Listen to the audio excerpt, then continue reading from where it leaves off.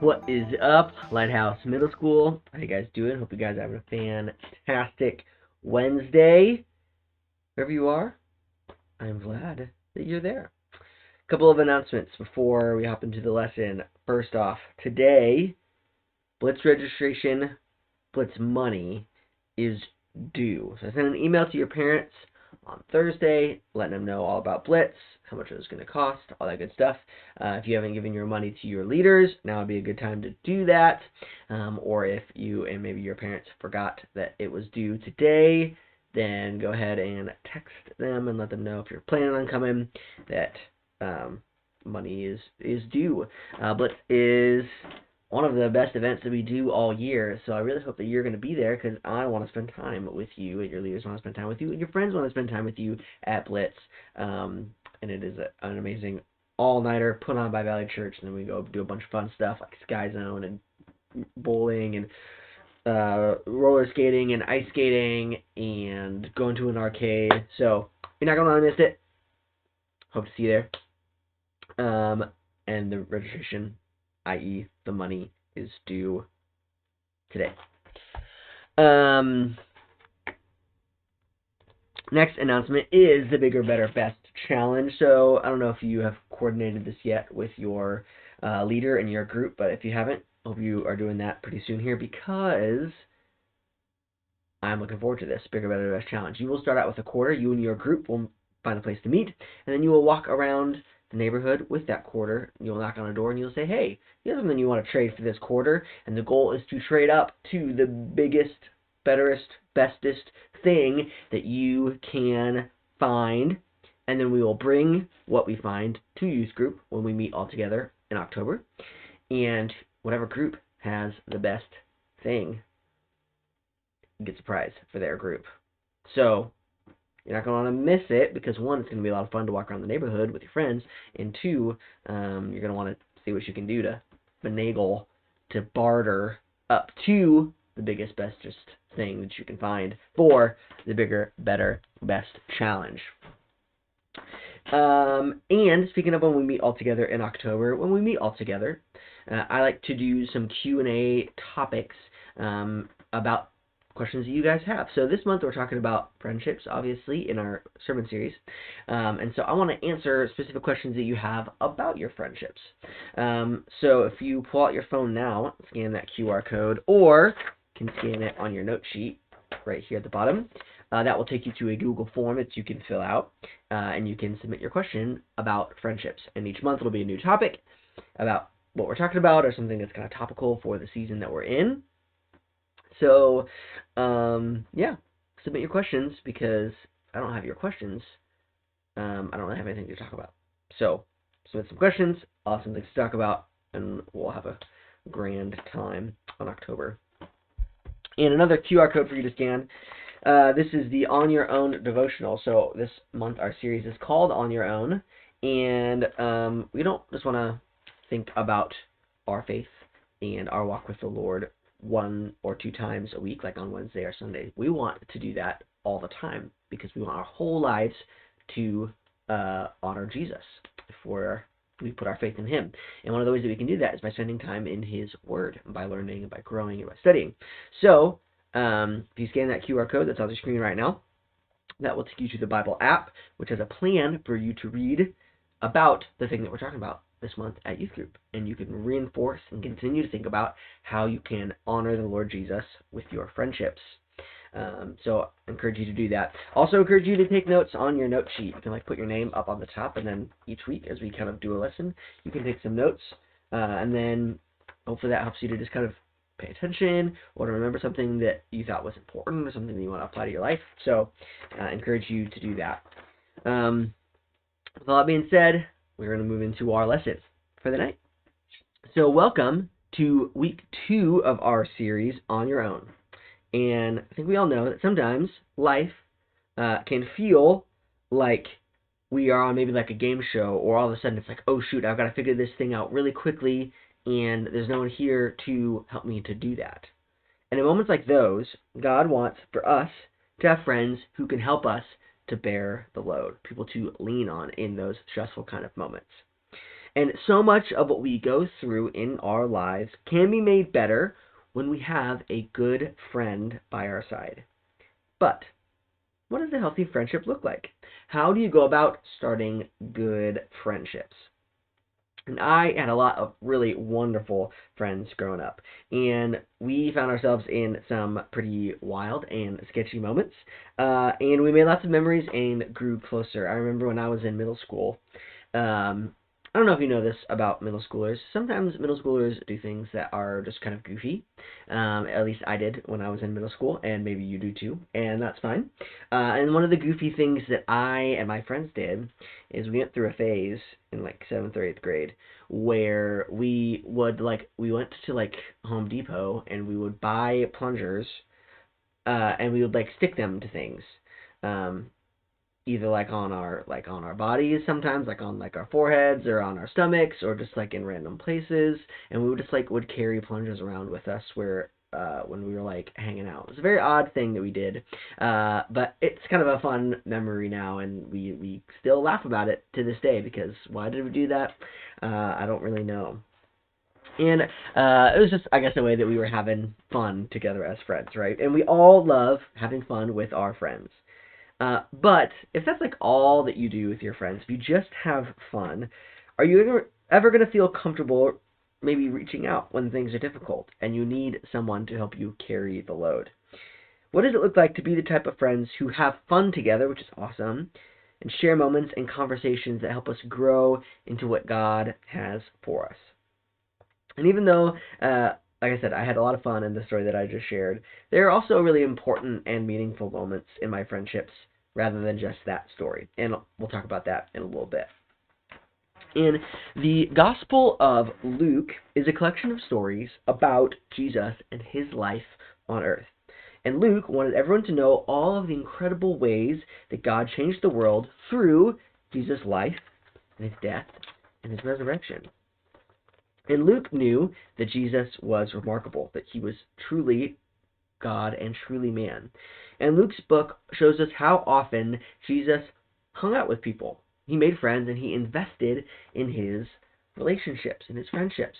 So, if you go to page 640, if you're in this Bible, or you can, if you got the Bible app, you can use that. But I would encourage you to navigate to it in the Bible too, so that you can kind of know how to find things in the Bible. That's a good skill to have.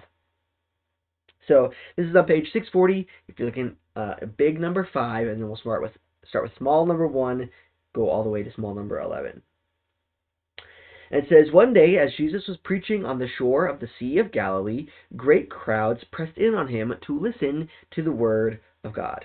And he noticed 2 empty boats at the water's edge, for the fishermen had left them and were washing their nets. So fishermen used to, they would go out all night, and then they would come in with their catch, and they would clean their nets out so that they could use them the following night. And stepping into one of the boats, Jesus asked Simon, the boat owner, to push it out into the water. So he sat in the boat and taught the crowds from there. So he's sitting in the water on the boat, and he's preaching to the crowds. And when he had finished speaking, he said to Simon, who was in the boat with him, now go out where it's deeper, and let down your nets to catch some fish. Master, Simon replied, we worked hard all last night, and we didn't catch a thing. But if you say so, I'll let the nets down again.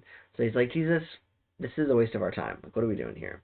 But whatever, Jesus, you seem to know what you're talking about, so I guess we'll do it. That's kind of Peter's attitude, or Simon's attitude. And this time their nets were so full of fish that they began to tear. Totally different than what it had been all day.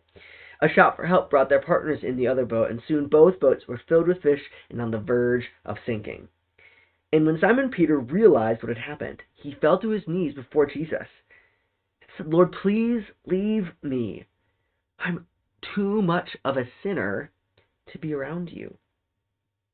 For he was awestruck by the number of fish that they had caught, as were the others with him. His partners, James and John, the sons of Zebedee, were also amazed. And Jesus replied to Simon, don't be afraid. From now on, you will be fishing for people. And as soon as they landed, they left everything. And they followed Jesus. In this passage, we meet a man named Simon. Later on, his name changes. Simon Peter may sound familiar to you, and he became one of the prominent leaders of the early church. But before it all, he's a fisherman. That's what he does. It's how he made his money and the way he stayed connected to his community. Simon didn't fish alone. He had others help with big fishing jobs.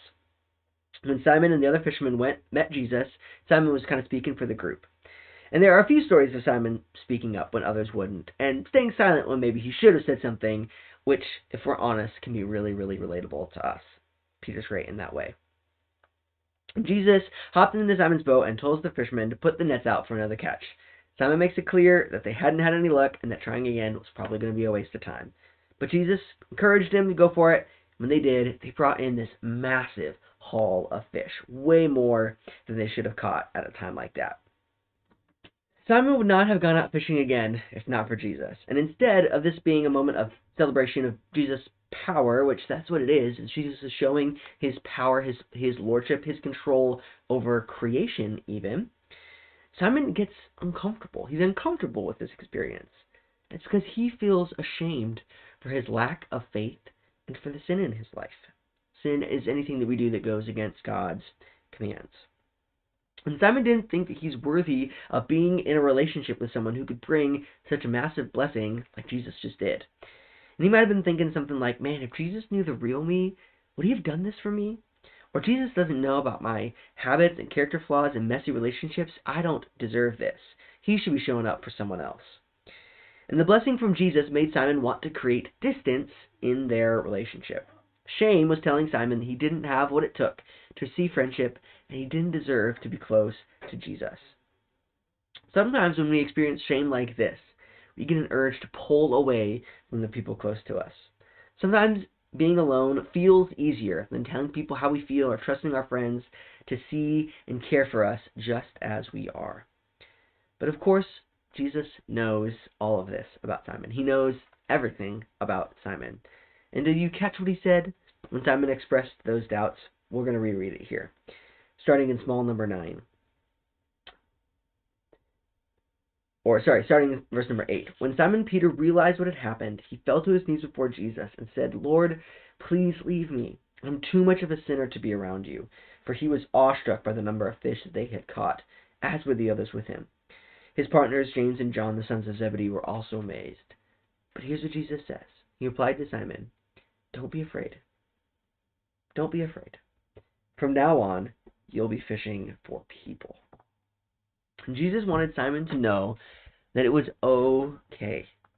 He didn't have to have it all together to receive this fish blessing or any blessing.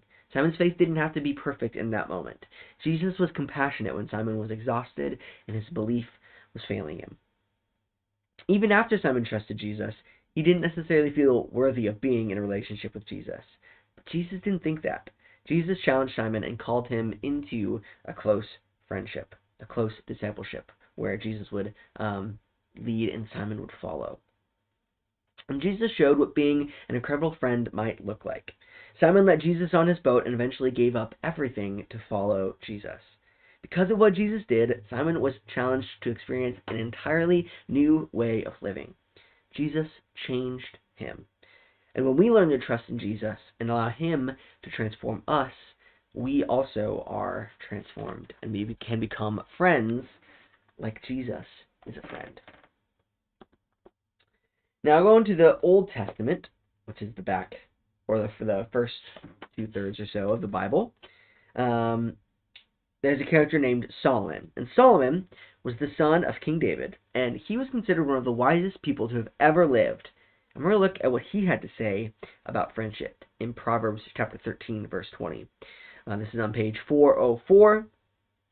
Again, small number, or big number 13, small number 20. And I actually read this 2 weeks ago, if you were at youth group when we were all together. But we'll read it together here. It says, walk with the wise and become wise, and associate with fools and get in trouble. Now, this wise proverb was true thousands of years ago, and it's true today. We become who we spend time with. This is precisely what Simon and the early disciples recognized when they encountered Jesus on their boat. He called out the potential for who they could be. They began to trust him and follow him to become like him. And this means that the opposite is also true. If we spend time with people who are foolish, those who grumble about everything, are always complaining, and those who aren't seeking to be like Jesus, we're going to begin to pick up some of those patterns. This is good wisdom for all of us. Everyone becomes more like the people they spend time with. If you want to grow in your faith, spend time with people who encourage and kindly challenge you to follow Jesus. And of course, like I said, this is something that I've experienced in my life. And remember those friends that I told you about earlier, the ones where we would walk around with plungers? They also helped me through some tough times. And I actually shared a little bit of this story with the group that I was at last week. But when I was in high school, one of those same friends, we were still friends. We're still friends to this day, which is awesome.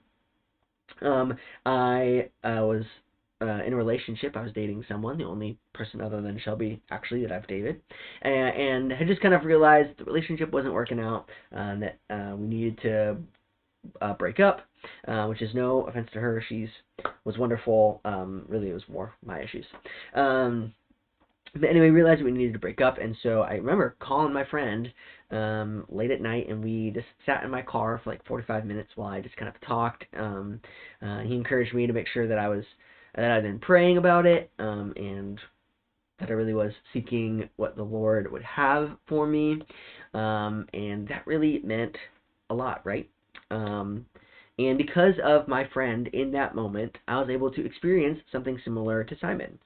Good friends encourage each other to seek Jesus' presence in our lives, and your friends can help your faith to grow. And even if you're in a stressful situation, friends and family can help. This doesn't mean they always have the right answers, or it's going to be easy to hear the things that they have to say. Sometimes that's actually how friendships might actually help us to grow the most. So here are a few ways your friends can help your faith grow in challenging and encouraging ways this week. You can ask questions and you can listen. Healthy friends are not scared to ask questions. If we're hurt or frustrated with a friend, it helps to ask an open-ended question. Something like, "How are you doing?" Or, "Can you help me understand why you did that?" Or, "What happened?" And then you got to be prepared for all types of responses. And remember to have someone supporting you as you support your friend. Next, you can remember that conflict actually helps us to learn.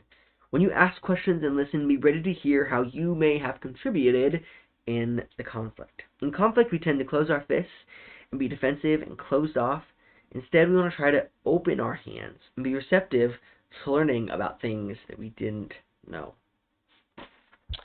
And finally, we want to actually call friends in instead of calling our friends out. Instead of calling people out, what if we called them in? Calling someone in means letting them know the ways that you all can work together. Calling in has respect for the friendship and who God made each of you to be.